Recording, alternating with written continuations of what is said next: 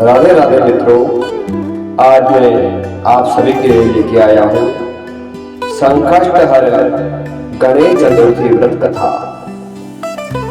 माघ कृष्ण पक्ष चतुर्थी को आने वाला यह संकष्ट हर चतुर्थी व्रत अपने आप में बड़ा दिव्य व्रत है, जो समस्त संकटों को हरे। संकष्ट हर जिसके नाम से ही प्रतीत होता है जो सभी संकटों को हरे, ऐसे गणपति जी का यह गणेश चतुर्थी संकष्ट चतुर्थी व्रत की कथा आप भी जो है श्रवण कीजिए। बोल गजानन भगवान की जय। एक समय की बात है बंधुओं, माता पार्वती जी ने पूछा कि हे वत्स, माघ महीने में किस गणेश की पूजा करनी चाहिए तथा इसका क्या नाम है। उस दिन पूजा में किस वस्तु का नैवेद्य अर्पित करना चाहिए और क्या भोजन पान करना चाहिए, इसे आप सविस्तार बतलाने की कृपा करें। गणेश जी ने माता से कहा, हे माते, माघ में भारचंद्र नामक गणेश की पूजा करनी चाहिए। इसका पूजन षोडशोपचार विधि से करना चाहिए।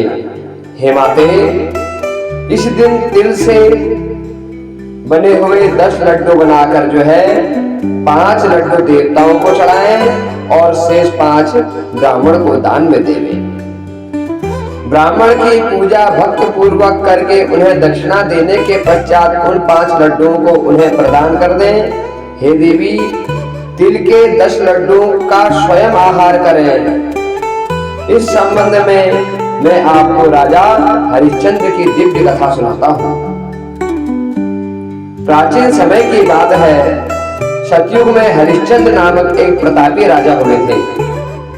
वे क्षत्रिय धर्म में पटु सरल स्वभाव, सत्यनिष्ठ और विद्वान ब्राह्मणों के पूजक थे। हे देवी, उनके शासन काल में अधर्म नाम का कोई भी वस्तु था ही नहीं। उनके राज्य में कोई अपाहिज दरिद्र या दुखी नहीं था। सभी लोग आदि व्याधि से रहित एवं दीर्घायु होते थे। उन्हीं के राज्य में ऋषि शर्मा नामक तपस्वी ब्राह्मण रहते थे।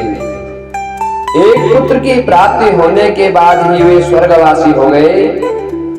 पुत्र का पालन पोषण उनकी पत्नी करने लगी।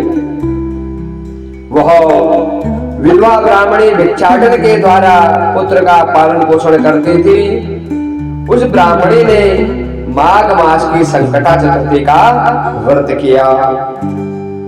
वह पतिव्रता ब्राह्मणी गोबर से गणेश जी की मूर्ति बनाकर सदैव पूजा अर्चना किया करती थी।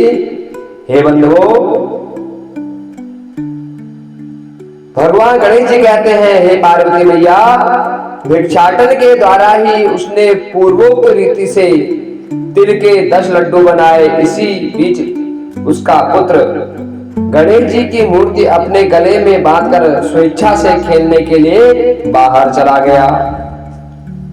तब एक नर पिशाच कुम्हार ने उस ब्राह्मणी के 5 वर्षीय बालक को जबरन पकड़कर अपने हाथों में भर लिया और मिट्टी के बर्तनों को पकाने के लिए जो आग तैयार होती है उसमें जो है उसे डाल दिया और आग लगा दी। इधर उसकी माता अपने बच्चे को ढूंढने लगी। उसे न पाकर वह व्याकुल हुई।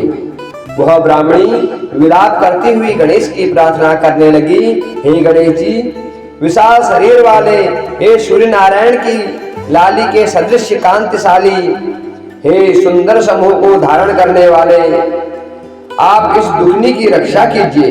हे गजानन, हे 4 भुजाधारी, हे मस्तक पर चंद्रमा को धारण करने वाले, हे विनायक, हे अनाथों के नाथ, हे वरदायक, मैं पुत्र के वियोग में व्यथित हूँ, आप मेरी रक्षा कीजिए। वह ब्राह्मणी इसी प्रकार आधी रात तक विलाप करती रही। प्रातः काल होने पर कुम्हार अपने पके हुए बर्तनों को देखने के लिए आया। जब उसने आवा खोलकर देखा तो उसमें जांग भर पानी जमा हुआ पाया। और इससे भी अधिक आश्चर्य उसे जब हुआ कि उसमें बैठे एक खेलते हुए बालक को जब उसने देखा। ऐसी अद्भुत घटना देखकर वह भयवश कांपने लगा और इस बात की सूचना उसने राज दरबार में दे दी। उसने राज्य सभा में अपने दुष्कर्म का वर्णन किया कि मैंने यह कुकृत्य किया। कुम्हार ने कहा कि हे महाबाहु, हे प्रज्वलित अग्नि के समान तेजवान, हे महाराज हरिश्चंद्र, मैं अपने दुष्कर्म के लिए वध के योग्य हूँ। उसने आगे कहा, हे महाराज, कन्या के विवाह के लिए मैंने कई बार मिट्टी के बर्तन पकाने के लिए आवा लगाया, परंतु मेरे बर्तन कभी भी नहीं पके और सदैव कच्चे ही रह गए। तब मैंने भयभीत होकर एक तांत्रिक से इसका कारण पूछा। उसने कहा, चुपचाप किसी लड़के की तुम बलि चढ़ा दो, बालक की बलि चढ़ा दो, तुम्हारा आवा पक जाएगा। मैंने सोचा कि मैं किसके बालक की बलि दूं? जिसके बालक की बलि दूंगा वह मुझे क्यों जीवित छोड़ेगा? इसी भय से हे महाराज, मैंने दृढ़ निश्चय किया कि इसे ही बैठाकर जो है आग लगा दूं। मैंने अपनी पत्नी से परामर्श किया कि ऋषि शर्मा ब्राह्मण मृत हो गए हैं, उनकी तो मृत्यु हो गई है। उनकी विधवा पत्नी भीख मांगकर अपना गुजारा करती है। अरे वह बालक को लेकर क्या करेगी? मैं यदि उसके पुत्र की बलि दे दूंगा तो मेरे बर्तन पक जाएंगे। मैं इस दुष्कर्म को करके रात में निश्चित होकर सो गया। प्रातः काल जब मैंने आवा खोलकर देखा तो क्या देखता हूँ कि उस बालक में कोई भी असर नहीं है। वो ज्यों का त्यों बैठा है, वह उसी तरह निर्भय भाव से बैठा हुआ है। उसमें जांघ भर पानी भरा हुआ है। इस भयावह दृश्य से मैं कांप उठा और इसकी सूचना देने आपके पास आया हूँ। कुम्हार की बात सुनकर राजा बहुत ही विस्मित हुए और उस बालक को देखने के लिए आए।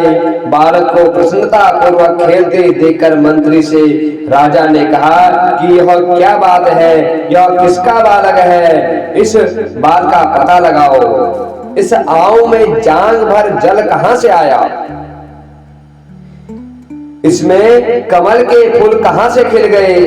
इस दरिद्र कुम्हार के आवे में वैदुर्य मणि के समान हरी हरी दूब कहां से उग गई?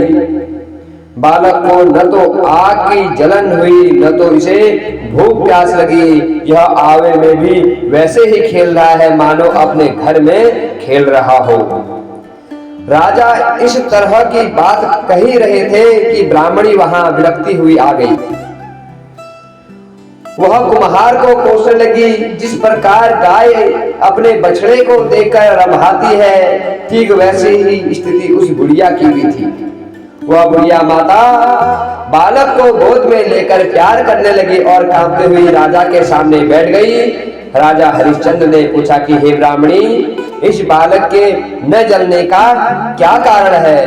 क्या तुम कोई जादू जानती हो अथवा तुमने कोई धर्माचरण किया है जिसके कारण बच्चे को कोई भी आंच नहीं आ पाई? राजा की बात सुनकर ब्राह्मण ने कहा, हे महाराज, मैं कोई जादू नहीं जानती हूँ। हे राजन, मैं तो संकट नाशक गणेश चतुर्थी का व्रत करती हूँ। उसी व्रत के प्रभाव से मेरा पुत्र जीता जागता बच गया। ब्राह्मण की बात सुनकर राजा ने कहा कि मेरे राज्य के संपूर्ण जनता, संपूर्ण प्रजा इस संकट नाशक गणेश चतुर्थी का व्रत करे, इसमें मेरी पूर्ण सहमति है। राजा ने उसकी परिक्रमा करते हुए कहा, उस देवी की परिक्रमा करते हुए कहा, हे पतिव्रते, तू धन्य है। राजा ने संपूर्ण नगरवासियों को गणेश जी का व्रत करने का आदेश दिया। इस आश्चर्यजनक घटना के कारण सभी लोग उस दिन से प्रत्येक मास की श्री गणेश चतुर्थी का व्रत करने लगे। इस व्रत के प्रभाव से ब्राह्मणी ने अपने पुत्र को जीवन पुनः प्राप्त किया, अपने पुत्र का जीवन पुनः प्राप्त किया। और इतना कहने के बाद श्री कृष्ण जी ने कहा, हे दुष्ट, आप भी सर्वोत्तम व्रत को कीजिए। इस व्रत के प्रभाव से आपकी सभी मनोकामनाएं पूर्ण होंगे। आप मित्रों, पुत्रों और पौत्रों को सुख देने वाले साम्राज्य को प्राप्त करेंगे। हे महाराज, जो लोग इस व्रत को करेंगे उन्हें पूर्ण सफलता मिलेगी। भगवान कृष्ण की बात से युधिष्ठिर बहुत प्रसन्न हुए और माघ कृष्ण गणेश चतुर्थी के का व्रत करके निष्कंटक राज्य जो है भोगने लगे। जो कोई भी इस व्रत को धारण करता है, इसके मंगलमय कथा को श्रवण करता है, सुनता है, सुनाता है, भगवान गणेश जी की कृपा से उसके समस्त विघ्न दूर हो जाते हैं और शुभ मंगल कार्य उसके घर मंडल में होते हैं। यदि आप भी जो है गणेश चतुर्थी जी का व्रत करते हैं तो आपकी हर मनोकामना भगवान गणपति जी पूजन करेंगे। आप पूजन में 108 बिल्वपत्र, 108 जौ, 108 तिल, 108 अक्षत, 108 हरी दुर्वा और 108 तिल के लड्डुओं का भोग लगाएं और बाद में 108 घी की बत्तियों से गणेश जी की महानिराजन करें। भगवान गणपति जी ही आपका सबका कल्याण करें। बोल गजानन भगवान की जय।